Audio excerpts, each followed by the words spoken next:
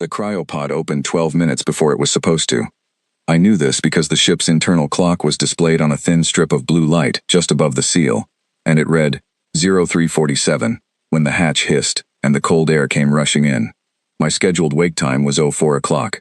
12 minutes is not a long time, but 12 minutes, on a deep-haul freight run through the VARAC corridor, where nothing is supposed to happen and everything is scheduled down to the second, is enough time for someone to make a mistake. I lay still inside the pod for a moment. My body was warm, the way a human body always runs too warm in cryo. We never fully drop the way other species do, never let ourselves go completely cold, which is why we always wake up restless and headachy, while the others slide out of their pods looking like they just had a good night's sleep. I was used to it. 3 years of deep haul work teaches you to make peace with the headache. The bay was not completely dark. That was the second thing I noticed. There was a faint amber light coming from the direction of the main cargo hold, the sealed one, the one whose manifest I had been told in very polite and very firm terms on embarkation day, was above my clearance level. Not unusual, I told myself. Equipment runs warm. Sensor arrays stay lit. There are a dozen reasons a light comes on in a cargo bay at 0347. I sat up slowly. The blood moved through my legs in that particular unpleasant way it does after extended cryo, like someone was gently pressing on a bruise from the inside. I swung my legs over the edge of the pod and sat there for a moment, breathing. The air tasted like recycled cold, and the faint metallic edge that all freighters carry, that particular mix of seal lubricant and carbon filtration that you stop noticing after the first week. The rest of the cryo bay was occupied. 5 other pods, all sealed, all showing green lights. My crewmates, a Dravani navigator named Orak, an XEI systems engineer who went by the name of Clip because her actual designation was 17 syllables long, and she had given up expecting anyone to use it, a merit cargo coordinator called Ben, and then the 2 I had not met before this run, the VAC. They had boarded at Lura Station, a cold transfer point near the edge of the corridor, while I was already in pre-cryo prep. I had seen them through the window of the prep bay, 2 of them, moving through the embarkation corridor with that particular ease of creatures who have never had reason to wonder whether a space was safe for them. They were tall, broader than anything I had shared a vessel with before. Their bodies carried a kind of low, settled weight, the kind that comes not from bulk alone, but from an absolute confidence that they were the most dangerous thing in any room they entered. I had been introduced to their leader, Surek, for exactly 90 seconds before he looked at me, made a sound in the back of his throat that his translator rendered as something approximate to acknowledged, and turned away. 90 seconds. That was all the time he needed to decide what category I belonged in. I filed that away. Now I was standing in the cargo bay in the dark, sock feet on cold grating, and there was amber light coming from a place it had no business coming from, and the access panel on the sealed hold was very slightly ajar. I did not move toward it immediately. This is something I have learned, over years of working in places where I was the smallest thing in the room. The instinct is always to act, to investigate, to close the distance between yourself and the thing that has caught your attention. It is a good instinct, it has kept the species alive. But it is also an instinct that can be read, and I had learned a long time ago that in spaces occupied by creatures who track motion and read intent from behavior, the most dangerous thing a human can do is be interesting. So I walked to the water dispenser on the far wall instead, drew a cup, drank it slowly, let my eyes adjust. From that angle, I could see the full length of the cargo bay. The sealed hold access was not just ajar, it was open by perhaps 8 centimeters, and the amber light inside was moving, the slow sweep of a handheld scanner running an inventory check. Someone was inside the sealed hold at 0347, 13 days out from Keth Station, while every crew member was supposed to be in cryo. I finished the water, set the cup down, and I went back to my pod, lay down, and closed my eyes. Not because I was afraid, not because I intended to ignore it. Because lying down and appearing to be still is the oldest trick in the book, and it works for the same reason it has always worked. A creature who is watching for threats scans for movement. Something that is not moving is not, in that first fraction of a second, a threat. I kept my breathing slow and my eyes open just enough to see through the gap between my lashes, and I waited. It took 4 minutes. Then the sealed hold access swung quietly shut, and a shape moved through the cargo bay in the dark, long, low, moving on 4 limbs and 2, shifting between them with the easy fluidity of a species that had not needed to choose one mode of locomotion over the other, because it had never faced a terrain it could not cross. Surek. He stopped in the center of the bay, stood upright, and looked directly at my pod. I did not move. He looked for a long time, long enough that any other creature would have done something, shifted, turned, Looked away. I did not. I had spent a long time learning how to be a thing that looked like it was not watching. Then he moved toward the corridor, and I noticed what I had not had the angle to see before, the way his weight transferred when he stepped. Right side, smooth. Left side, fractionally slower. Not a limp. Not even close to a limp. Just a half-beat of caution so slight that you would miss it entirely if you were not looking for it. An old injury, healed over but not healed through. The kind that does not hurt unless you put the wrong weight on it at the wrong moment. I filed that away too. When the corridor door sealed behind him, I lay still for another 2 minutes.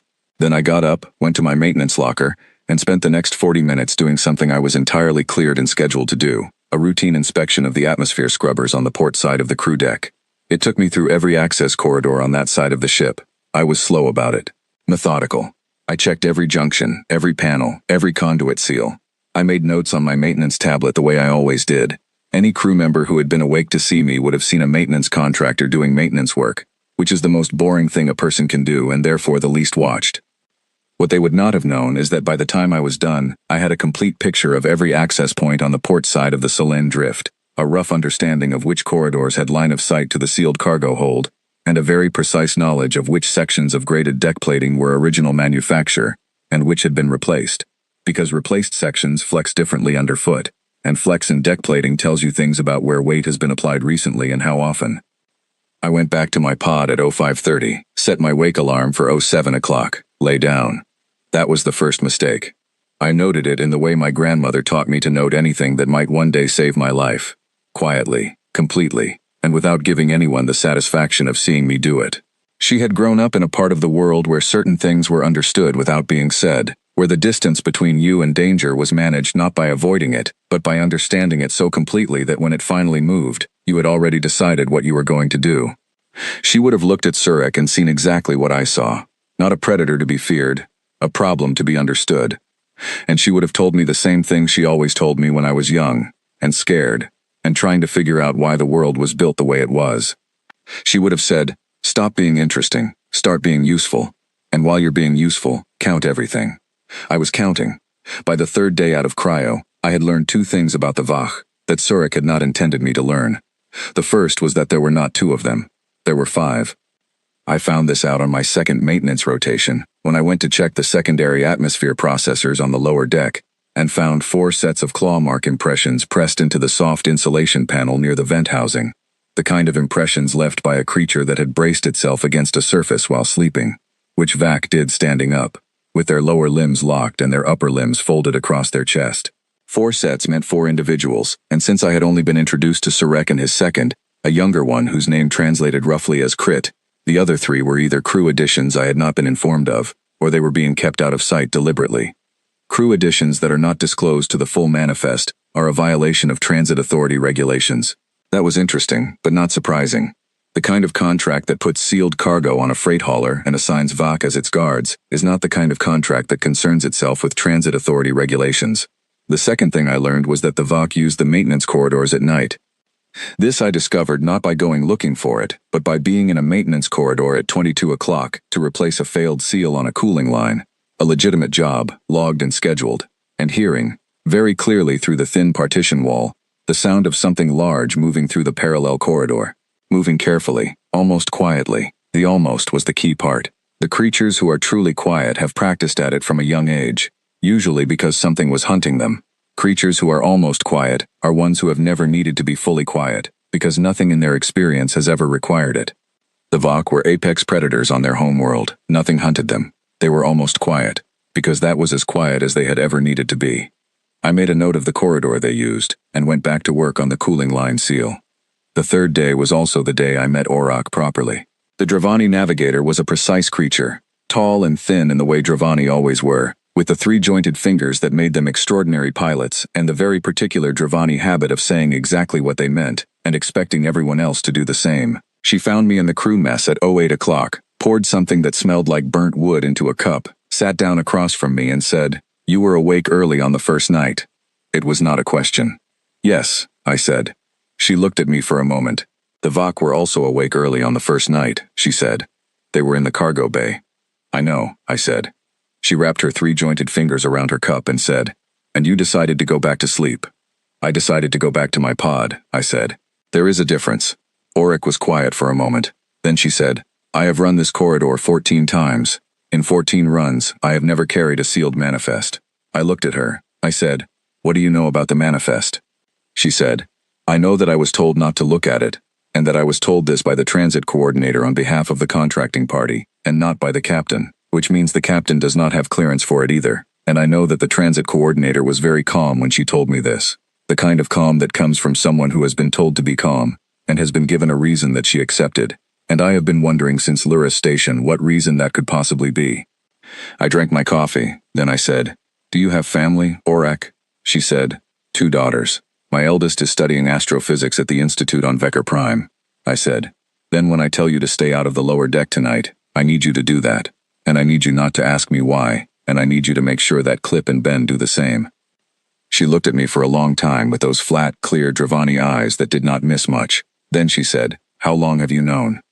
I said, long enough. She nodded once, stood up, took her cup, and went back to the navigation bay, and she did not ask me any more questions, and she did exactly what I asked. The reason I needed the lower deck clear that night was that I had decided to find out what was in the sealed hold. I had been building toward this decision for 3 days, turning it over the way you turn over a problem that has no clean solution, looking at it from one angle and then another, testing the edges, checking whether there was a way to approach it that left me with more information and fewer consequences than I had started with. The challenge was not the hold itself. The maintenance override codes for that section of the ship were in a documentation archive that I had legitimate access to, not because anyone had given me special access, but because those codes were listed in the technical reference manual for the Selen Drifts cargo management system, under a subsection titled Emergency Environmental Access Protocols, which nobody ever read, because it was 112 pages long, and written in the particular style of someone who had been paid by the word. I had read it on the second night, over 4 hours, in my bunk, with the tablet screen turned low. The challenge was that the sealed hold access was in a section of the ship that Sarek and his pack considered their territory. They had not said this. They did not need to. The way they moved through that part of the lower deck, slowly, with that particular loose-limbed ease of creatures in familiar space, communicated it clearly enough. So I needed a reason to be on the lower deck at night that was not suspicious, and I needed Sarek to see me there, and decide I was not interesting. I had been thinking about this for 3 days, and the answer, when it came to me, was so simple that I almost felt embarrassed it had taken that long. I submitted a maintenance work order for the lower deck at 21:30. It was a legitimate work order. There was a pressure variance in the coolant line running through that section that I had been monitoring for 2 days, and it was now technically above the threshold requiring documented attention. I logged it in the maintenance system with timestamps, flagged it with the appropriate priority level, and signed out the tools I would need. Then I went to the lower deck at 21:30 with my tools in my bag and my tablet in my hand and my authorization code loaded in the maintenance panel, and I looked like exactly what I was, a maintenance contractor going to fix a coolant line. Sarek was in the corridor when I came around the corner. He was simply standing there, in the center of the passage, the way the Vok stood when they were not moving, fully upright, shoulders back, occupying the maximum amount of space their body could claim. His translator unit was clipped to his chest. His eyes moved to me when I appeared, and they stayed on me. I stopped walking. This was important. Stopping is not the same as hesitating. Hesitation is a signal, a crack in the surface that something predatory will find and put pressure on. Stopping is simply stopping. I stopped, looked at my tablet, checked something, and then looked up at him. I said, coolant pressure variance in junction 7C. I flagged it this morning. I am going to fix it now. His translator produced the words in a flat, slightly delayed rendering. He said nothing. I said, it is a 90-minute job. I will be out of this section by 23 o'clock. He looked at me. There was something in the way Vok looked at things, a quality of complete attention, the kind that does not drift and does not soften, the kind that in most creatures you would call aggressive, but in Vok was simply how they were wired. They paid attention the way everything in their evolutionary history had required them to pay attention, which was totally. Then he stepped to one side of the corridor. Not much, just enough. I walked past him. I did not walk quickly. I did not walk slowly. I walked at exactly the pace of someone who has a job to do and is going to do it. He watched me the whole way down the corridor. I could feel it. I have learned to feel that. The weight of attention from something that is calibrating whether you are a threat or a resource or simply furniture. I walked like furniture. Competent, purposeful, unremarkable furniture. Junction 7C was real. The pressure variance was real. I spent 40 minutes on it, kneeling on the grated floor with my tools out, fixing it properly, the way I always fix things. And while I was fixing it, I was also looking at the wall 3 meters to my left, where the sealed hold access panel was installed, behind a standard equipment bay cover. The equipment bay cover had a maintenance latch. The maintenance latch had a code panel. The code panel accepted the Emergency Environmental Access Protocol code on the first try. Inside, the light was amber, the hold was cold, and it was not empty. There were 11 of them. Marathi, a species I had only ever seen in reference databases, small and quiet-featured, with the large dark eyes of creatures adapted to low-light environments.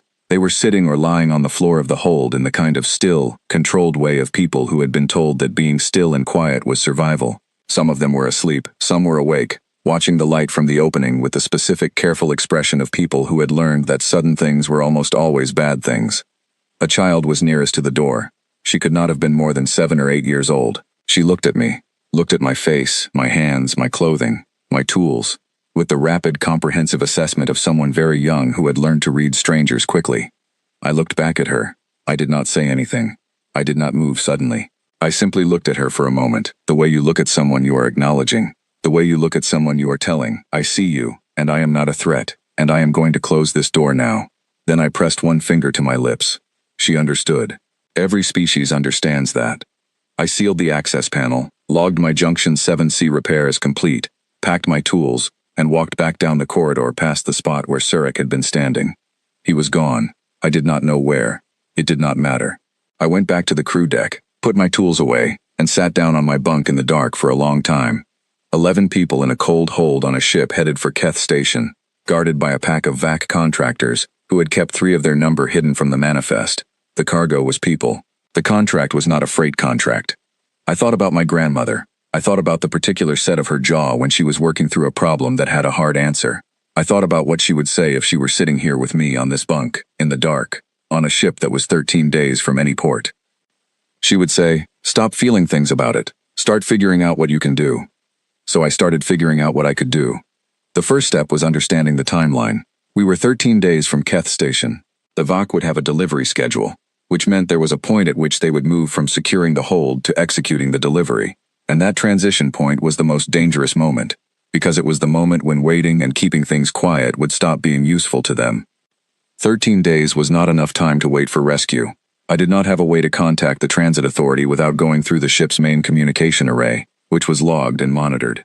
I could not use personal comm equipment at this range. The signal would not reach anything friendly. What I had was the ship, and time, and the particular human habit of not announcing that I was doing something until I had already done it. I opened my maintenance tablet and started making notes, not about what I felt, not about what was fair or unfair about the situation I was in, just about what I knew, what I had observed, and what that information made possible. It was a long list. By the time I was done, it was past midnight, and the ship was quiet, and somewhere in the lower deck 11 people were sleeping in the cold, and I had already begun. On day 7, I changed the air.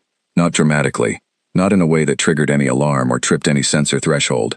I made a small adjustment to the atmosphere processor settings on the lower deck, a reduction in the nitrogen-oxygen mix ratio that was well within the acceptable variance range for the ship's systems, so small that it would read on any automated check as within normal parameters. The kind of change that happens naturally on long hauls, as filters cycle through their load. The kind of change that nobody would look at twice. The change was targeted. I ran it through only the sections of the lower deck that the VAC used. The corridor near the sealed hold, the equipment bay, where I had seen the sleeping impressions, the secondary access passage that connected to the crew quarters. Everywhere else on the ship, including my own work areas, I left the atmosphere exactly as it should be. What the change did was lower the cognitive sharpness of any species with VAC-type respiratory biology by approximately 12 to 15% over an extended exposure period. Not enough to make them clumsy or slow, not enough for them to feel it, just enough to make the edges of their thinking slightly softer, the way a person feels after a long night of poor sleep, when decisions come a half-second later than they should, and the first instinct is not always checked by the second one. I had found this in the technical documentation for interspecies atmosphere management. It was in a section titled Species-Specific Atmospheric Sensitivity Profiles, which was an extremely dry document, written by a committee of scientists who had been very careful to frame everything in terms of safety compliance and workplace optimization. Buried in a subsection on VAC biology was a paragraph noting that VAC respiratory systems were particularly sensitive to minor nitrogen variants, and that in enclosed environments this could result in what the document called reduced executive processing efficiency. Reduced executive processing efficiency. I had read that 3 times, very carefully, and then I had closed the document and sat quietly for a moment, thinking about what it meant in practical terms. It meant that over 7 days of continuous exposure, a VOC operating on the lower deck of the Solen Drift would be making decisions with a brain that was running slightly behind itself. Not obviously, not in a way they would recognize. The effect was cumulative and gradual, and they would have no baseline to compare themselves against, because they had been breathing the modified air since I made the change. I was running a scrubbing protocol on my own maintenance areas that kept my atmosphere clean. I did this by logging it as a filter maintenance procedure, which it was, technically. I just ran it more frequently than required. On day 8, I ran into Kret in the upper crew corridor. Kret was younger than Surik by a significant margin. I could tell this not because I understood VOC aging markers in any precise way, but because of the difference in how they moved. Surik moved like something that had made every decision it was ever going to make about the world, and was simply executing. Kret moved like something that was still learning what to watch. He was quicker to shift his attention, quicker to orient toward sounds and movements, which in a predator species is not caution, it is inexperienced. Experienced predators conserve their attention because they know where the important things are. Inexperienced ones track everything because they have not yet learned to filter. Kret looked at me the way young VOC apparently looked at things they had categorized as non-threatening, with a kind of flat, absent attention. The visual equivalent of leaving something in a corner of the room, not ignoring me, just not spending any real processing power on me. I stopped near him to check a panel on the wall. Corridor panel checks were on my maintenance schedule. I did them every day on this section. Kret was aware I did them. He had seen me do them 3 times before this, and each time I had done them in exactly the same way, at exactly the same pace, with exactly the same tools. Predictability, I had learned, was the closest thing to invisibility available to a creature who could not actually disappear. While I was checking the panel, I was also observing Kret. He was standing in the corridor in a slightly different posture than I had seen before. Weight shifted more to his right side, upper limbs crossed lower on his body. Not a defensive posture, a tired one. The atmosphere adjustment was working, and he did not know he was tired, which meant he was not compensating for it. I filed that away. Then I went back to checking the panel. 3 days later, on day 10, Surik came to find me. This was different from all our previous encounters, which had been incidental. Me moving through a space he was occupying, him allowing it or not. This time he came to the maintenance bay where I was working, and stood in the doorway until I looked up. I looked up. I said, "Surik." He said, "You have been on this ship before." It was not a question, but it was not entirely a statement either. It was the kind of thing someone says when they are deciding how much weight to put on a conclusion they have already reached. I said, "Yes, twice. This is my 3rd run on the Solen Drift. The Transit Authority approved my contractor certification for this vessel class 14 months ago." He was quiet for a moment, then he said, "You know this ship well." I said, "I know the systems I maintain, the atmosphere processors, the coolant lines, the environmental management grid. I know those well." He looked at me. I looked back. There was a long pause, the kind of pause that in a conversation between 2 humans would have been uncomfortable, the kind where someone is waiting for you to fill the silence, because silence in a human conversation is a gap that needs to be closed. VOC did not experience silence the same way. They were comfortable with it in a way that suggested their social exchanges did not depend on continuous verbal output to maintain coherence. So the pause just sat there between us, and I let it sit, and after a while he said, "You are not afraid of us." I considered this for a moment, then I said, "I am careful. That is different from afraid." He made a low sound that his translator did not render into words. Then he said, "Careful suggests you see something to be careful of." I said, "I always see something to be careful of. That is not specific to you, it is specific to me." This was true. It was also the most honest thing I had said to him since we boarded, and I said it for a precise reason. Creatures like Surik respected honesty that was delivered without either aggression or submission. They were not interested in flattery and they were not deceived by it. A statement that acknowledged reality directly was, in the VOC value system as I understood it, a mark in my favor. He looked at me for another long moment. Then he turned and walked away without another word. I turned back to my work. Day 11 arrived with a message from the Transit Authority. A routine corridor update broadcast that all vessels on the Veyrak run received. It contained, buried in its navigational data, a notice that a Transit Authority inspection patrol was operating in the outer approach zone of Keth Station, and would be conducting random vessel checks in the final 48 hours before docking. I read this in my bunk that night, Then I read it again. The patrol changed everything. It changed the timeline. It meant that whatever the VOC were contracted to deliver had to either be delivered before the patrol range or concealed in a way that a standard inspection would not find. And if I had learned anything in 11 days, it was that the VOC's plan did not involve concealment. They were not the concealment type. They were the move fast and be gone before anyone has a chance to ask questions type. Which meant that on day 12 or 13, tomorrow or the day after, something was going to happen. I spent 3 hours that night going over everything I had prepared. I went through it methodically, the way my grandmother had taught me to go through anything that mattered, not looking for reassurance, but looking for gaps. Places where my understanding was incomplete. Places where I had made an assumption that was not supported by what I actually knew. There were 2 gaps. The first was that I did not know whether Surek had a communication link to whoever had contracted them, which meant I did not know whether he had already been warned about the patrol and adjusted his timeline accordingly. The second was that I did not know the condition of the Marathi in the hold, whether any of them were in poor health, whether they had adequate food and water, whether their situation was stable enough to remain as it was through a confrontation that was going to be loud and fast and not comfortable for anyone. I addressed the second gap first because it was the one I could do something about immediately. At 02 o'clock I went back to the lower deck. I used the maintenance code. I opened the access panel.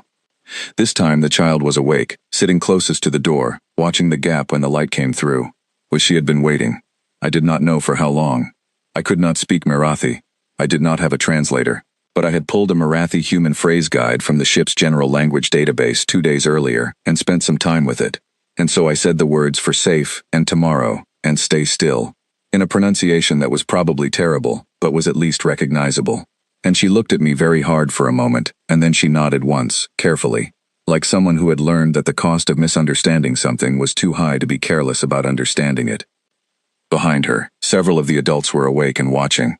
One of them, an older Marathi, with the careful, contained expression of someone who had been managing frightened people for a long time, looked at me and said something quietly. I did not understand the words, but the tone was a question. A request for information, delivered without desperation, which told me something important about this person. I held up one hand, palm out. Then I pointed to the door and held up 2 fingers. 2. 2 what? Days? Hours? She would have to interpret that herself. But she nodded, and she said something to the people behind her, and the collective stillness in the hold shifted slightly, became a different kind of stillness, the kind that has a direction to it. I sealed the door and went back upstairs. Day 12. I was eating breakfast when Clip came and sat next to me. The Exi-Systems engineer was small and quick-moving in the way of her species, and she had a habit of thinking out loud, which meant that her awareness of things she had not been told was often obvious from the things she said out loud while appearing to be talking to herself.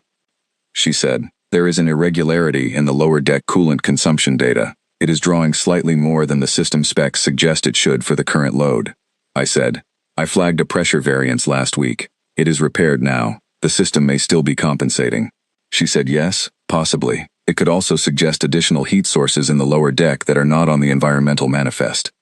I looked at her. She was looking at her food. I said, "Clip." She said, "Yes." I said, "Orak talked to you." She said, "Orak told me to stay on the upper deck in the evenings." She did not tell me why, but I am a systems engineer, and I read the coolant data, and I am not an idiot. I said, "No, you are not." She was quiet for a moment. Then she said, "What do you need from me?" This was the thing about Clip that I had been observing for 11 days, the thing that made her different from Ben, who was frightened and trying not to show it, and from Orak, who was steady and competent, and had already made her decision. Clip was a problem solver. Her first instinct when presented with a situation was not to feel something about it, but to identify what could be done and whether she was in a position to do any of it. I said, "I need access to the ship's internal comm broadcast system, a closed channel burst, not the main array, the crew-only internal frequency." She said, "That is not difficult. Do you want it to be audible in all sections of the ship?" I said, "All sections including the lower deck, yes." She said, "When?" I said, "I will tell you when." She nodded and went back to eating. Ben, across the table, had not looked up from his food the entire time, which meant he had heard every word of it and was choosing, very deliberately, not to be part of the conversation. I respected that. Ben was not a problem solver. Ben was a person who would keep his head down and his hands clean and be exactly where I needed him to be, which was out of the way. The problem solvers I had, the steady ones I had, and by the time I went to bed on night 12, I had everything I needed positioned where it needed to be. The question was only what Surek was going to do first. And I did not have to wait long to find out, because at 06:14 on the morning of day 13, with 3 days remaining before Keth Station and the patrol, I was in the maintenance shaft behind the engine block when the lights in the lower deck changed from amber to red. Red meant the VOC had activated their own protocols. Red meant the timeline had moved. I was in the maintenance shaft with a conduit wrench in my hand, and I had been in that shaft for the last 40 minutes, running a genuine check on a power relay. And I had been there long enough that 3 of the 5 VOC had walked past the maintenance shaft entrance without slowing down. They knew I was in there. They had seen me go in. They had, at that point, 11 days of watching me be predictable and unremarkable, and exactly where I said I was going to be. And they had filed me in the same category they had filed me in since Lura Station. Furniture. Then the door to the maintenance shaft opened. One of the 3 VOC I did not know the names of filled the entrance. It reached in, not to pull me out, not to threaten me in any deliberate way, but simply to grab the nearest thing, which was my arm, with the automatic possessiveness of a creature establishing that this was now its space, and I was an inconvenient object that needed to be set aside. The grab was not strategy. It was reflex. And it was the mistake. A grab gives you a point of contact. A point of contact gives you a lever. A lever, applied correctly against the direction a body is already moving, does not require strength to be effective. It requires timing and an accurate understanding of where the weight is going. I did not pull away. Pulling away is what prey does, and I was not in the business of being prey. I let the grab happen, and in the same motion I adjusted my grip on the conduit wrench and used the VOC's own forward momentum, the slight lean it had put into the reaching motion, against the inside of its wrist joint. 3 seconds. The angle was wrong for the VOC before it understood what had happened, and its own mass did the rest. It went into the wall of the shaft with enough force to rattle the panel seams. Not injured, not even badly startled, but down. And down meant disoriented, and disoriented meant the next 2 seconds were mine. I stepped out of the maintenance shaft into the corridor. The second VOC was 3 meters away. It was looking at me with an expression that I had never seen on a VOC face before. Not threat assessment, not aggression, something more fundamental than either of those, the particular expression of a creature that has just seen something it does not have a category for, and is taking a moment to build one. I looked at it calmly, and I kept walking, not fast, not slow, the pace of someone who has somewhere to be and is going to get there. I do not run. Running triggers pursuit response in predator species. This is not speculation. It is documented in every interspecies behavioral study published in the last 200 years. A fleeing thing activates the chase instinct in ways that a walking thing does not, and I was not interested in being chased. I walked past the second VOC. It did not move. The third VOC was at the end of the corridor, near the sealed hold access, and it was already oriented toward me, already making the sounds that in VOC communication indicated an escalation warning, a series of low tonal pulses that the translator rendered as stop or something close to it. I stopped.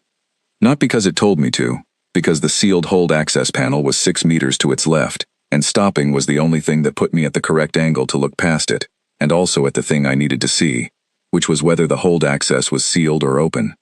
It was sealed. 11 people, still inside, not moved yet. The third VOC took a step toward me. In its right hand was a contact weapon, a VOC restraint tool, designed to subdue without causing lasting harm. It was pointed at me in the manner of something being offered as a warning rather than a decision. I looked at it. I looked at the VOC holding it, and I said, very clearly, in the best VOC tonal approximation I had spent 4 nights practicing, Surek. I need to speak with Surek. The pause that followed was approximately 3 seconds long. In those 3 seconds, I watched the VOC's expression cycle through something that was not quite surprise, but was close enough to it that the distinction did not matter. Then it stepped aside, and I walked toward the hold access panel on my left, which was never where I had been planning to go. Surek came from the far end of the lower deck corridor, moving at a pace that was not quite urgency, but was close enough that the difference did not matter. He had been told about the maintenance shaft.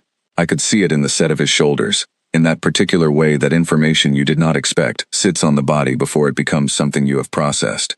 He had been told that the human had put one of his pack into a wall. He had come to look at me with his own eyes and decide what that meant. I was standing near the sealed hold access panel, leaning against the wall with my conduit wrench resting against my leg, not holding it as a weapon, just holding it the way a person holds a tool they have not put away yet. I was not presenting any particular posture. I was just standing there, which is a harder thing to look at than a person in a defensive stance, because a person in a defensive stance gives you something to read, A person just standing there tells you only that they are comfortable standing there. Sarek stopped 4 meters from me. He looked at the Vok I had gone past, then at me, then at the corridor behind him where the one from the maintenance shaft had presumably returned to some upright configuration, then back at me. He said, "What did you do?" Not a question, a requirement for an account. I said, "Your pack member reached into a maintenance shaft and grabbed my arm without warning. I corrected the angle of the situation. No one is damaged."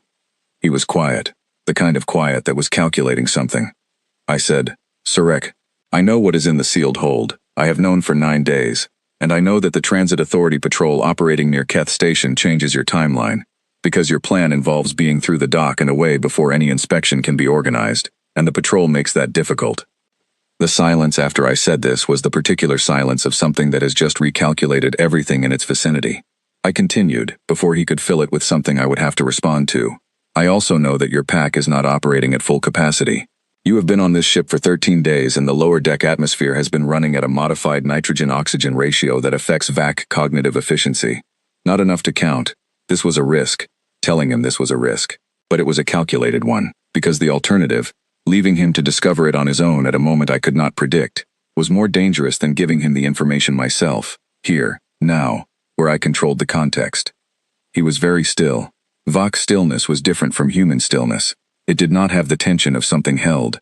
It had the quality of something waiting, of potential energy that had not yet decided on a direction. He said, "You changed the air." I said, "I changed the air in the sections you use. I did not change it in the sections the rest of the crew uses, or in the hold." Not pause. Then, "Why are you telling me this?" I said, "Because I want you to understand the shape of the situation clearly. You are operating with a pack that is cognitively slowed. You are on a ship whose systems I know better than anyone else aboard, including you.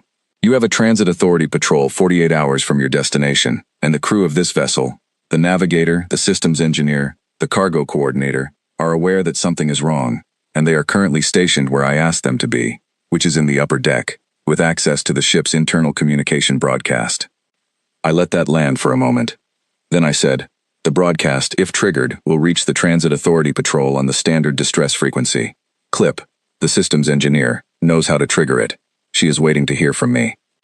Sarek was looking at me the way I had wanted him to look at me, which was as something that was no longer in the furniture category.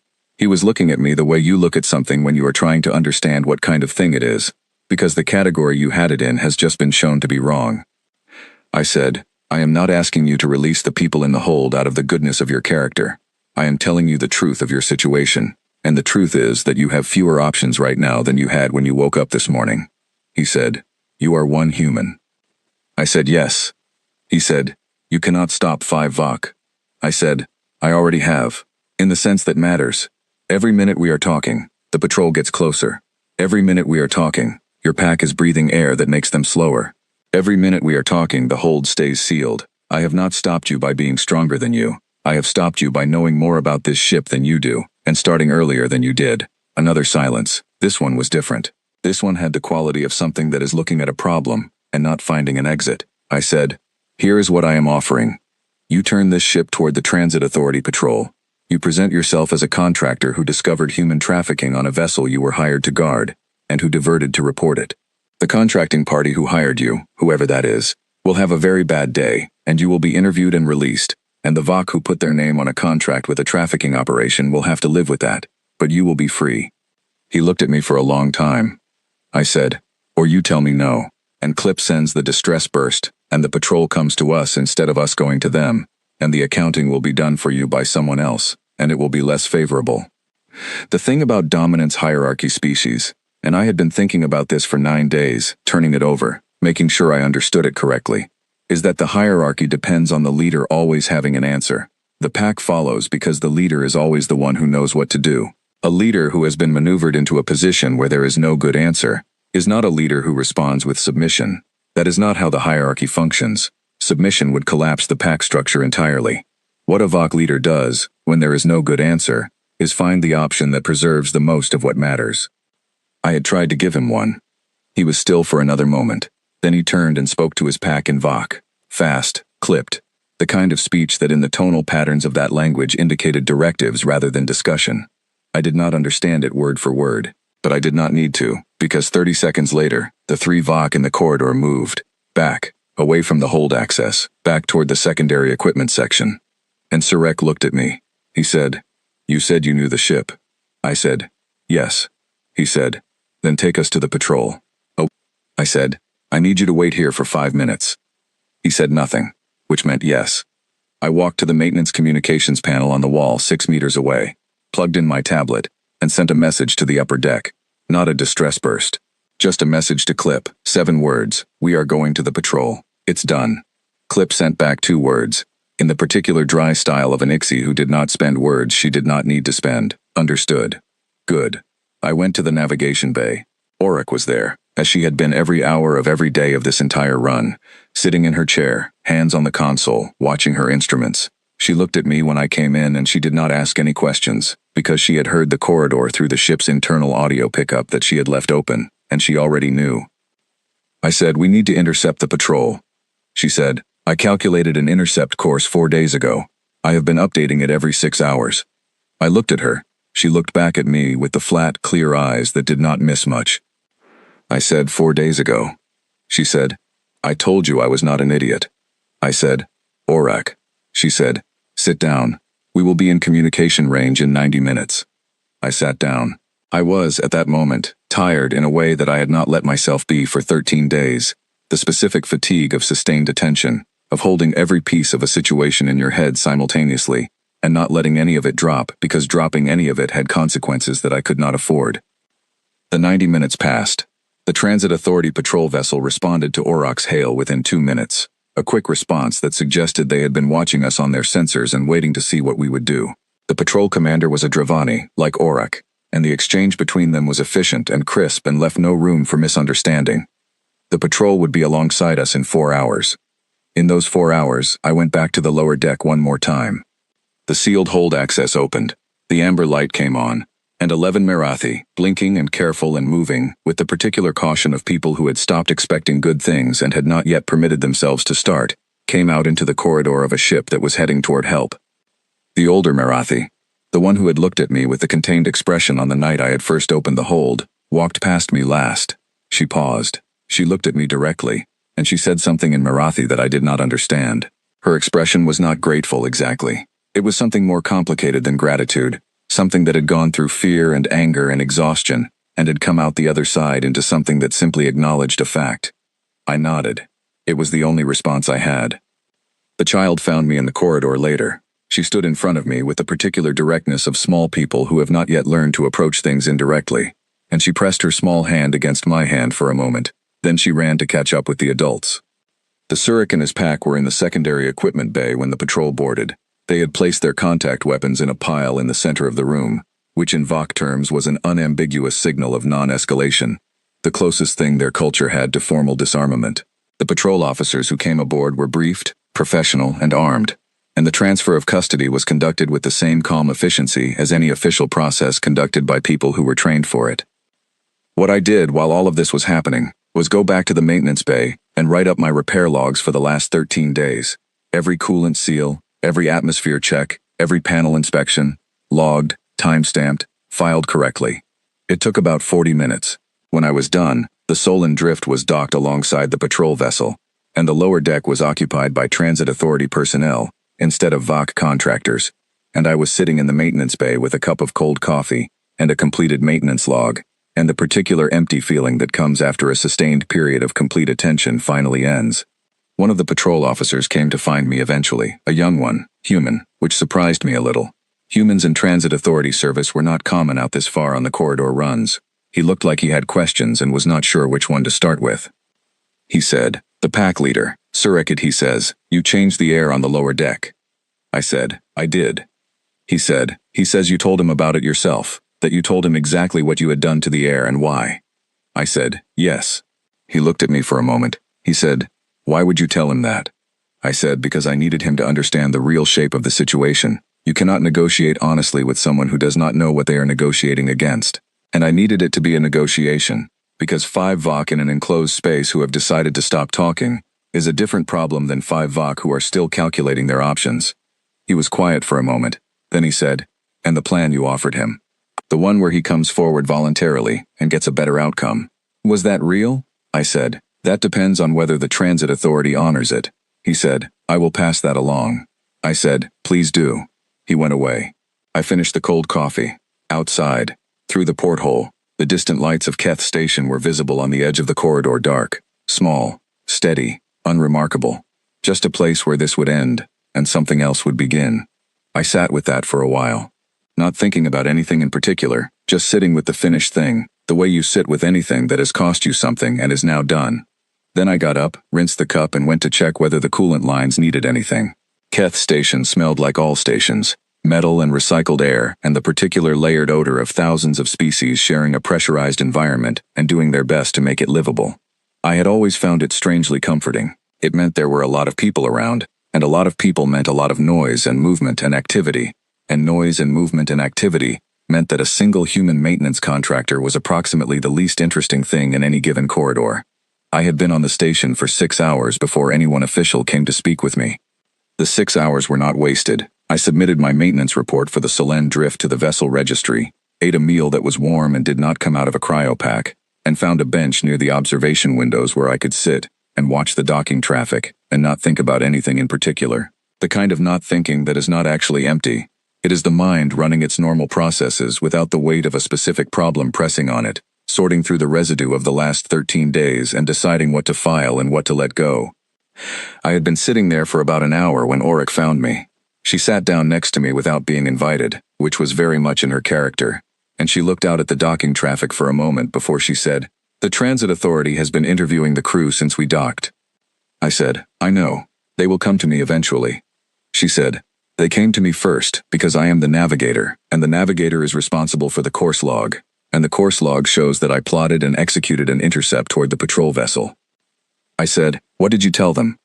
She said, "The truth, that you asked me to, and that I had the course calculated before you asked." I looked at her. She was looking at the windows. She said, "They asked me whether you had coerced me or threatened me in any way. I told them that I had made my own decision based on my own assessment of the situation, and that you had simply told me what you knew, and that I had found it persuasive." I said, "Was that all?" She said, "They also asked me when I first suspected that something was wrong with the manifest. I told them on the first day out of Luris Station, when the sealed hold designation was not consistent with the cargo mass profile. I know what a hold that size should weigh when it contains equipment and freight materials. It weighed more, but not much more, and the weight was distributed wrong. Freight does not shift the way it shifted." I said, "Orac." She said, "I also told them that I did nothing about it for 8 days, because I was a navigator on a contracted run, and I did not have enough information to act on, and I was waiting to see whether anyone else aboard had more information than I did." I said, "And did they accept that?" She said, "They accepted it. I think they understood that a navigator on a contracted freight run is not expected to conduct an investigation into her own cargo hold." She was quiet for a moment. Then she said, "They asked about you. Specifically, the patrol commander asked me what I thought of your judgment." I said, "And?" She said, "I told her that I have been a navigator for 22 years, and I have worked with a great many contractors on a great many runs, and that in 22 years I have never met anyone who was so consistently boring, and so consistently right." She appeared to find this helpful. I said, "Boring and right is a reasonable summary." She said, "I thought so." Then she stood up, smoothed her uniform, and said, "The Transit Authority liaison will find you here within the next 20 minutes. She is a Drevany. Do straightforward with her. Do not be clever. She will not find it endearing." I said, "Thank you, Orac." She said, "Do not get killed on your next run." She walked away in the direction of the crew registry, where she would presumably file her own paperwork and begin the process of separating herself from the Solène drift and this particular piece of her career history. I watched her go, and then I turned back to the observation windows. The liaison arrived in 18 minutes. She was, as Auric had predicted, a Drevany, tall and precise, with a Transit Authority investigator's badge on her chest and a tablet in her hand, and the expression of someone who had been doing this job long enough that nothing surprised her, which was either very reassuring or very concerning, depending on what you needed from the conversation. She sat down across from me. She said, "You are the maintenance contractor on record for the Solène drift." I said, "Yes." She said, "Your name is Callum Ward." I said, "Yes." She opened her tablet. She said, "Mr. Ward, I need you to explain to me, in your own words and in whatever order seems logical to you, what happened on the Solène drift between the departure from Luris Station and the intercept with the patrol vessel." So I did. It took about 40 minutes. She was a good interviewer. She asked very few questions, and the ones she asked were precise, aimed at specific points where my account had left something unclear. She did not react visibly to anything I said. She took notes with the efficiency of someone who had reduced the act of note-taking to pure information processing, without the pause and reflect rhythm that most people have. When I was done, she looked at her tablet for a moment. Then she said, "The atmospheric adjustment you made to the lower deck." I said, "Yes." She said, "You are aware that making unauthorized modifications to a vessel's environmental systems while under transit authority registration is a violation of the interspecies crew safety protocols." I said, "Yes." She said, "And you made the modification anyway." I said, "Yes." She looked at me, then she said, "You are very calm about admitting this." I said, "I am calm about it because it was a calculated decision made under circumstances where the alternative was doing nothing, and doing nothing had a worse outcome. I am prepared to accept whatever consequence the transit authority assigns to it." She was quiet for a moment. Then she said, "The modification you made, the nitrogen-oxygen ratio adjustment, you described it as being within the acceptable variance range for the ship's automated systems." I said, "Yes." "No alarm was triggered," she said. "And the effect on VOC physiology that you described, the reduced executive processing efficiency, where did you find that information?" I said, "In the technical reference manual for the Solent Drift's atmosphere management system, under the interspecies sensitivity profiles section." She looked at me, a very long look. Then she said, "That section of the manual is 112 pages long." I said, "Yes." She said, "And you read it?" I said, "On the second night, it took about 4 hours." Another pause. She made a note on her tablet. Then she said, "The VOC, Zurich, has confirmed your account of your conversation with him on day 13. He confirms that you disclosed the atmospheric modification to him directly, and that you offered him the option to intercept the patrol voluntarily, in exchange for a favorable accounting of his role." I said, "Yes." She said, "He also says that he complied not because the option you offered was better, though it was, but because he wanted to understand what he was dealing with." I said, "I know." She said, "What were you dealing with, Mr. Ward, in your own assessment?" I considered this. The question was more interesting than it appeared on the surface. She was not asking what the situation was. She already knew that. She was asking what I thought the fundamental nature of what I had done was. She was asking me to characterize it. I said, "A dominance hierarchy depends on the leader always having the best available answer.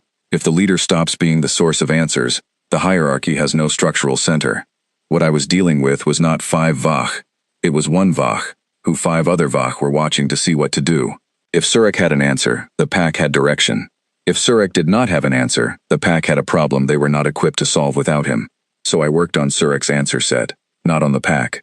The pack collapsed when Zurich had no answer left that preserved his position. It had nothing to do with how strong I was or was not." She looked at her notes. She said, "You started this process on the first night, when you were 12 minutes early out of cryo." I said, "I started it when I found the cargo bay door open.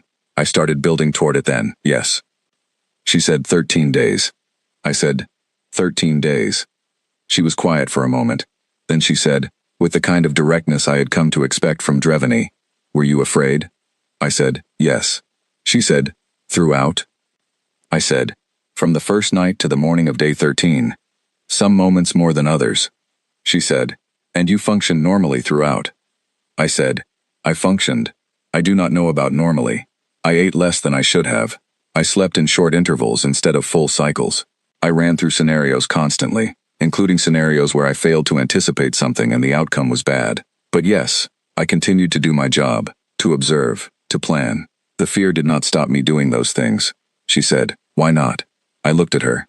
I said, "Do you know what the most common prey animal on old Earth was, on the planet humans come from?" She said, "No." I said, "Everything. We were prey to large cats, to pack hunters, to things that could outrun us and outclimb us and outswim us, and see better in the dark than we could. We were prey for a very long time, long enough that it became part of how we are built. Fear is how the body tells you that something needs your full attention. Humans learned, very early, that fear and functioning are not opposites. Fear is the signal. Functioning is what you do with the signal." She was looking at me with the expression that I had seen on the transit authority officer's face in the maintenance bay, the expression of someone adding information to a picture and finding that it changes the shape of the picture. She said, "The 11 Marathi are currently in the station's medical facility. They are in stable condition. Their identifications have been submitted to the Marathi consulate and the reunification registry." I said, I am glad to hear that. She said, the child you described, the one near the door. She told the intake counselors that she knew you were not like the others because you were not afraid of them. I was quiet for a moment. Then I said, I was afraid of them. She said, yes, but she said it differently. She said, you moved like you were not afraid of them. She said the ones who had put them there moved differently, with a kind of excitement, and you moved with something else. She did not have the word for it in the shared language, but the interpreter suggested the closest translation was certainty. I thought about that for a moment. Certainty.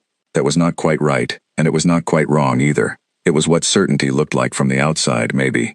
A person who has done enough planning that fear has been converted into direction, so that what shows on the surface is not stillness but purpose. I did not say any of this to the liaison. I just said, I am glad she is safe. The liaison closed her tablet. She said, you will need to remain on station for 5 to 7 days while the investigation is formalized. After that, the Transit Authority will be issuing you a formal commendation for actions under the interspecies crew safety protocols. The atmospheric modification will be noted in the record as a necessity-justified deviation from protocol, which is a category that the authority uses in cases where a violation occurred in the service of a larger safety outcome.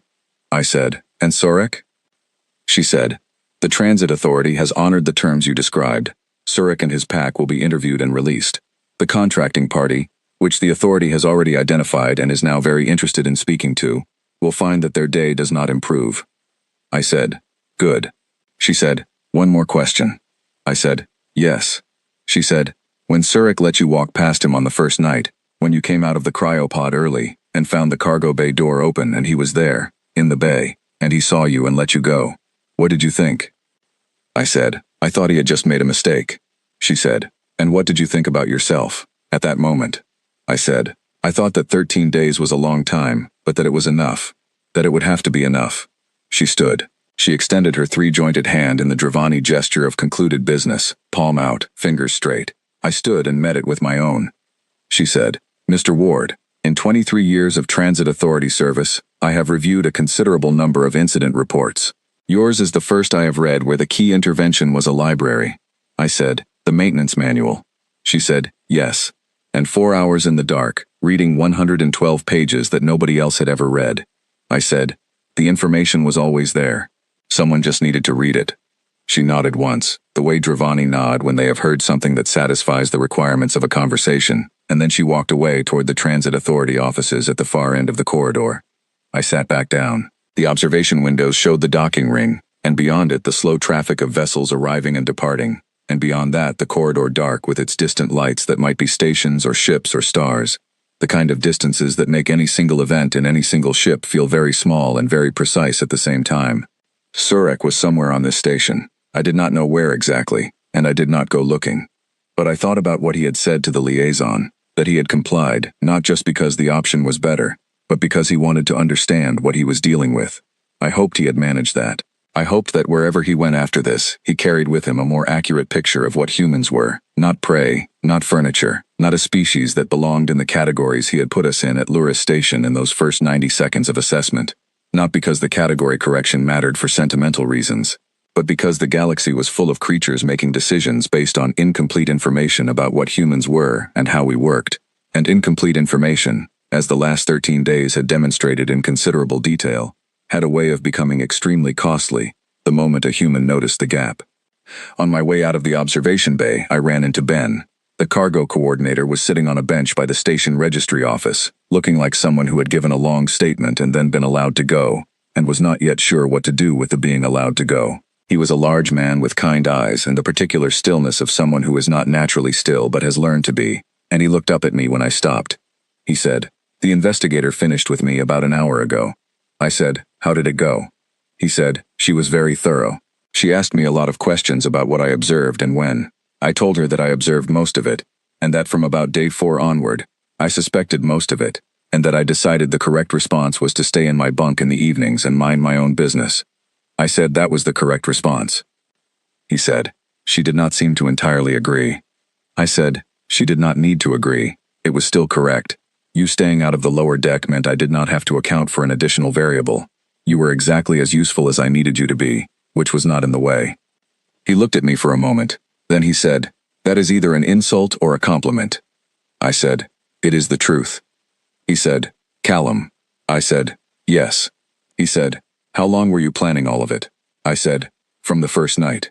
When I found the door open, he was quiet for a moment. Then he said, you were in there fixing a coolant seal in that maintenance shaft. When it all came together, you had been in that shaft for 40 minutes before it happened. I said, yes. He said, and you had a plan for if someone came in. I said I had several plans, depending on what they did. He looked at me the way I had seen a few people look at me in the last several hours, with an expression that was not quite comfortable, that was working through something that it had not fully expected to have to work through. He said, does it not bother you, being the kind of person who walks into a maintenance shaft with a plan for what to do if someone tries to grab you? I thought about this honestly. Then I said, no, it does not bother me in the way you mean. It is just what we are. It is not a choice I made, it is the result of being the thing we are, in the kind of galaxy we live in. You can spend your time being uncomfortable with it, or you can put it to use. Ben was quiet for a long time. Then he said, my grandmother used to say that worrying was just planning with a bad attitude. I said, your grandmother sounds like someone worth knowing. He said, she was. We sat there for a moment in the particular comfortable silence of two people who have been through something and do not need to talk about it anymore. Then Ben said he was going to get food before the mess closed, and I said I had paperwork to finish, and we went in our separate directions. The Marathi girl found me in the corridor near the crew registry, half an hour before I was planning to go and find a bunk for the night. She had a transit authority escort with her, a young woman who stepped back a little to give her room when she stopped in front of me. She was still small and precise in her movements, and she still had the direct, assessing eyes of someone very young who had learned to read strangers quickly. She looked at me for a moment, and then she pressed her forehead against my hand, very briefly, in the Marathi gesture that I had read about in the reference database, and that I now knew, having seen it once, was not gratitude in any simple sense. It was the gesture a Marathi made to a witness, to someone who had seen what happened to you, and had not looked away. It was the acknowledgement of being known. I stood very still while she did it. Then she stepped back, looked at me one more time, and went with her escort down the corridor toward whatever was next. I watched her go. Then I finished walking to the crew registry, filed my maintenance certification for renewal, and found a bunk in the contractor's overnight section. The bunk was narrow, and the pillow was flat, and the air smelled like metal and recycled filters, and I slept for 11 hours straight. The deep, uninterrupted sleep of someone whose body has been running on short cycles for 13 days, and has finally been given permission to stop. In the morning I submitted my application for the next available freight run on the corridor, whatever it was, whatever it carried, wherever it was going. The galaxy kept moving, and so did I. I was always going to be the least impressive thing in any room I walked into. Too small, too slow, too soft. That was always going to be true, and I had spent a long time making my peace with it. What I had also come to understand, over a career spent in maintenance bays and crew corridors and sealed holds and cold cryopods, was that impressive was not the variable that mattered. Impressive was what you were, useful was what you did, and the distance between being underestimated and being effective was the distance between someone else's certainty about your limits and your own very quiet, very patient, very thorough understanding of theirs. They keep waiting for humans to show them what we are. We have been showing them since the first time someone decided we looked like easy prey. They just keep expecting the answer to be something loud.